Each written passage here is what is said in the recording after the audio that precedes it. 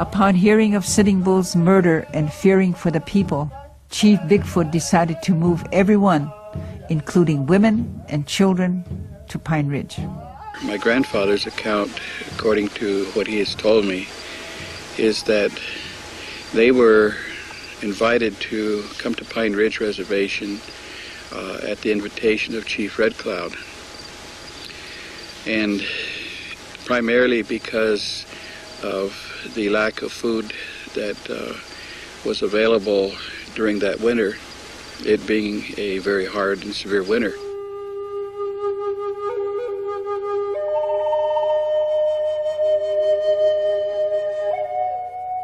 Knowing that the cavalry was camped close by and was watching his every move, Chief Bigfoot waited until nightfall, then fled with his people into the Badlands in a last desperate attempt for survival. When the cavalry realized that the Lakota had fled, they chased Bigfoot and his band for the next week, over 150 miles, before finally capturing them at Porcupine Butte. Our exhausted ancestors were forced to make camp a few miles ahead at Chunkpeopi Wakbala, the creek called Wounded Knee.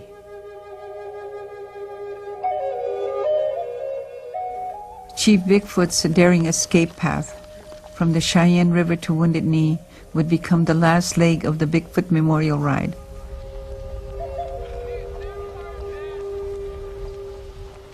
As these 400 Lakota men, women, and children set up camp, they were cold, tired, and hungry. Many had died on the way. Many more were sick. Army troops of the 7th Cavalry, the same cavalry that had been devastated at the Battle of Little Bighorn, surrounded the Lakota camp.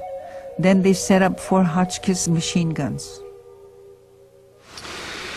The following morning, at approximately 9 o'clock or 9:30, my grandfather was called to the campsite in the center, Hochokata, and Hochokata is the center of the camp, at which time the cavalry had lined up in front, and there was the interpreters that the cavalry had indicated to the people that they were going to take all of the weapons and anything that could be used as a weapon, anything from guns to awls, which are used to puncture the hides which were used for beadwork.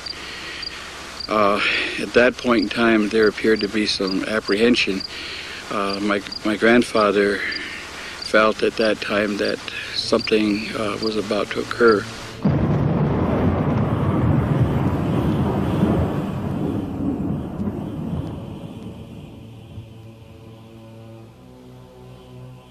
It wasn't the gunfire that started off this massacre. It was some kind of a loud noise, as they say that the elders always say that winter time when it's really cold, any little noises sound like a gun, loud noise, it makes a loud noise. And these soldiers were drunk, and they were ready to fire on anything that morning. A handwritten account describes a priest giving our ancestors their last rites.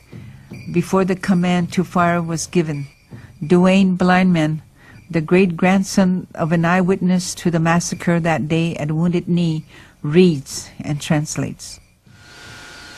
It states in there very clearly where they were given their last rites by a black robe white man, holy white man, and that he was speaking and he didn't have no interpreter. Perhaps it was intended.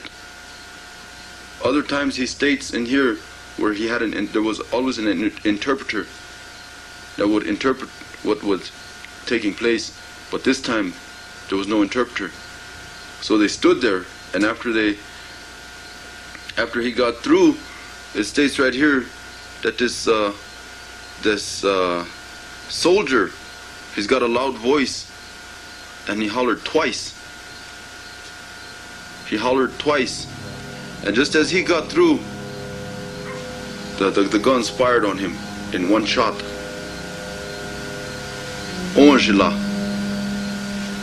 Utkhab. One shot, one just as a command or something.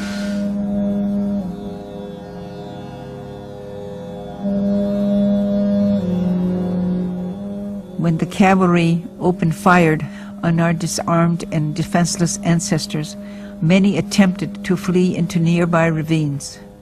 A few escaped. Most were not so fortunate.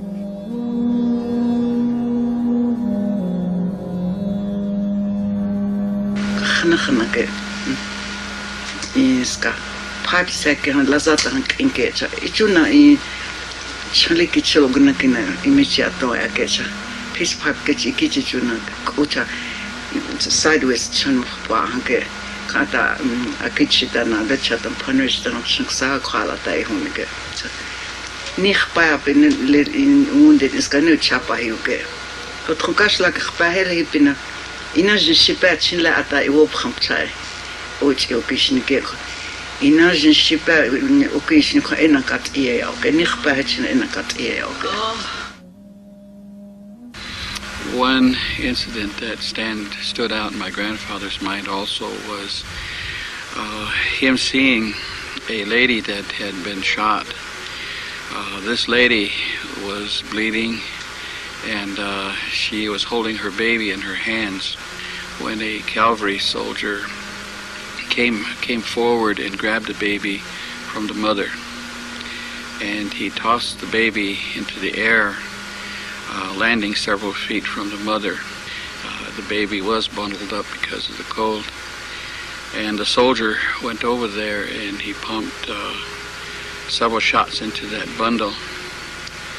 And as this began to happen, the mother got to her feet and she began to run towards the bundle, and she came by the soldier, totally ignoring the soldier. And after she went by, the soldier had his rifle and he hit her in the back of the head and sprawled her down. And he then went and he put his foot on the woman's throat and then point blank fired 3-4 shots into the woman's head.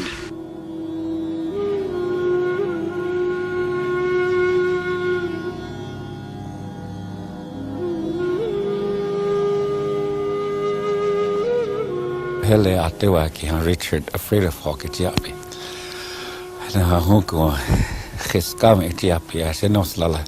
Hena to kile lechia undid ni battle o undid ni massacre ki hel. Hai han to ki hokshilata. 12 years old. Hai hai. Hokshilata wagen ek ton katan kina. Yan ka ha ke yon kwato le akichi dagena kutepke. Wagon box setu chakutepche. Keliopsichina ha tukhetka. Namkhina ha wakpala oskok paicha tuktel. Na upkhai kina kakhetka tuktel south takya. O north cricket ka tuktel echa ki honi kahecha honku kina ishana phapcha echi. O kiwita. Ona ta akhe obna phapika. Ona helna kun khabrada wa opkha he Emil. Ashe ish a hoksila chache. That night, a blizzard closed in. The cavalry went to Pine Ridge, leaving the bodies lying on the frozen plains. 2 days later, the army returned. They dug a trench, scooped up the frozen bodies, some of them still alive, and threw them in a mass grave.